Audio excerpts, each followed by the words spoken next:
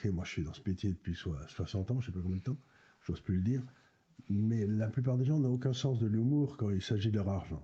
Et ça ne les amuse pas du tout. Pour eux, c'est très très très important. Donc, comme c'est très très très important, si vous voulez, ils ont tendance à être très émotionnels sur ce sujet-là. Et ça n'a rien à voir avec le niveau d'argent. J'ai connu des gens qui avaient des niveaux extrêmement importants, qui me donnaient une toute petite partie de leur épargne à gérer, et ça fait rien. Ils étaient émus comme un fou.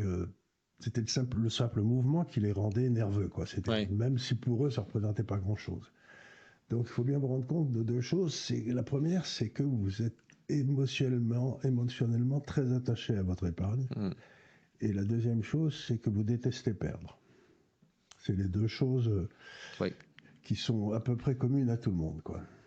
Et d'ailleurs, c'est vraiment un truc peut-être où la plupart des débutants vont se planter, c'est qu'ils veulent avoir la technique tout de suite.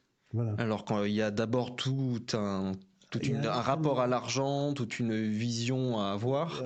C'est comme de sauter en hauteur, si vous voulez. Les vidéos que tu regardes, elles tournent en automatique 24/24. On est dans la guerre de l'attention. En bio, je te montre comment lancer les tiennes dès maintenant.